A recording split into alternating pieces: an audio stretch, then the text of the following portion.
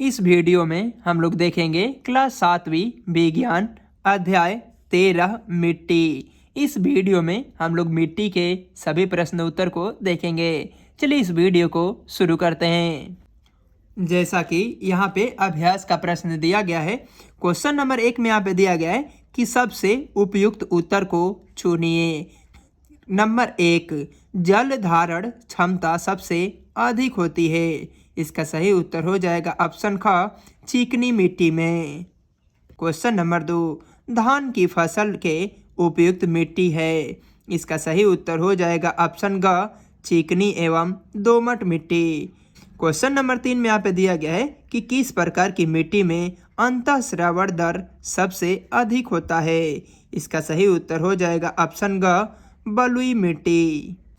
Question number 2 में यहाँ पे दिया गया है कि मिट्टी का निर्माण किस प्रकार होता है, समझाइए। चलिए इसका उत्तर हम लोग कॉपी पे नोट कर लेते हैं, इसके बाद समझाने का प्रयास करते हैं। जैसा कि क्वेश्चन नंबर 2 को यहाँ पे नोट कर लिए हैं कि मिट्टी का निर्माण किस प्रकार होता है, समझाइए। इसका उत्तर में हम लोग लिखेंगे कि तेज धूप के कारण चट्टानें गर्म हो जाती है और उसमें दरारें पड़ जाती है।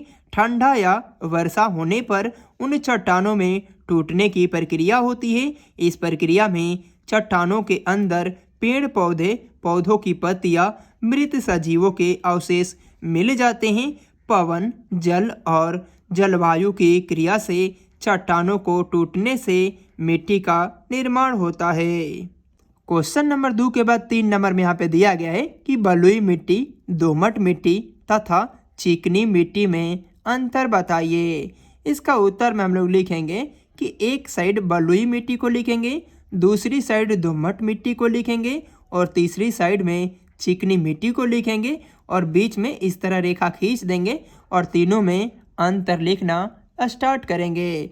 बलुई मिट्टी में 1 नंबर में हम लोग लिखेंगे कि बलुई मिट्टी में जल के अंतःस्रावण दर सबसे अधिक होती है, जबकि दोमट मिट्टी में हम लोग 1 नंबर में लिखेंगे कि अंतःस्रावण दर बलुई से कम होती है और चिकनी मिट्टी में 1 नंबर में लिखेंगे कि दोमट से अंतःस्रावण दर कम होती है।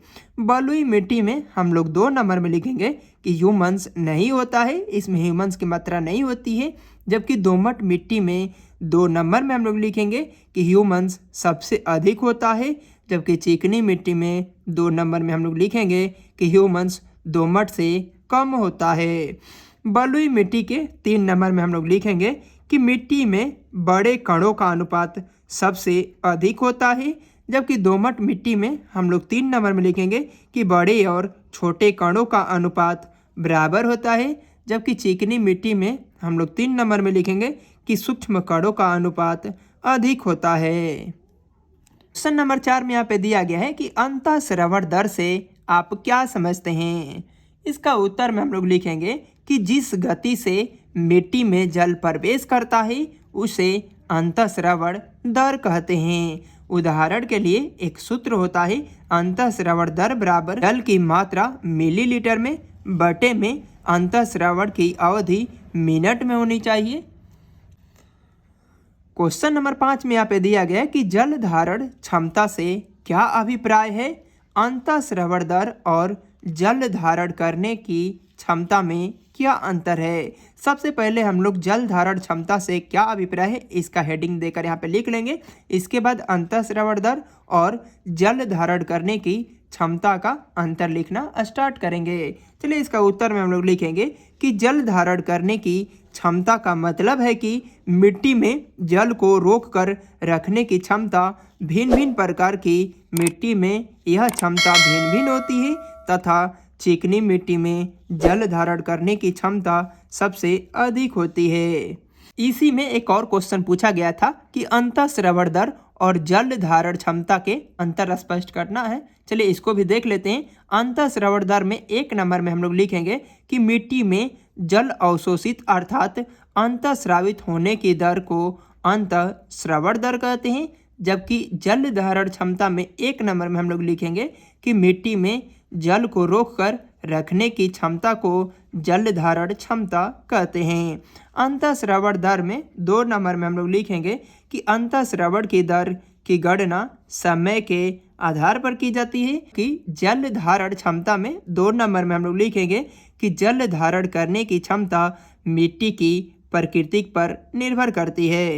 अंतःस्रावण दर में हम लोग 3 नंबर में लिखेंगे कि अंतःस्रावण दर की मात्रा मिलीलीटर बटे में मिनट में ज्ञात की जाती है, जबकि जल धारण क्षमता में 3 नंबर में हम लोग लिखेंगे कि जल धारण करने की क्षमता का गणना मिट्टी में नमी की मात्रा पर की जाती है। यहाँ पे क्वेश्चन नंबर 6 में दिया गया है कि समझाइए कि मिट्टी की अपरदन तथा मिट्टी प्रदूषण को किस प्रकार रोका जा सकता है। इसका उत्तर में हम लोग लिखेंगे कि मिट्टी के अपरदन को रोकने के उपाय। नंबर 1, अधिक से अधिक वृक्षारोपण किया जाए और खेत को कभी खाली नहीं छोड़ा जाए। नंबर 2, खेत के चारों ओर मजबूत मोड़ बनाना चाहिए ताकि वर्षा जल के साथ खेत की मिट्टी बहकर अन्यत्र जगह नहीं जाने पाए। अभी इसी में एक और प्रश्न पूछा गया था कि मिट्टी प्रदूषण रोकने के उपाय। चलिए इसका भी हेडिंग देकर लिखेंगे। नंबर 1, मिट्टी में घरेलू अपशिष्ट तथा पॉलीथीन बाल आदि को मिश्रित होने से रोका जाए। नंबर 2, रासायनिक उर्वरकों का प्रयोग कम से कम किया जाए। नंबर 3, पेड़ पौधों की अंधाधुंध कटाई को रोका जाए। नंबर 4, कीटनाशी दवाओं का उपयोग से कम किया जाए।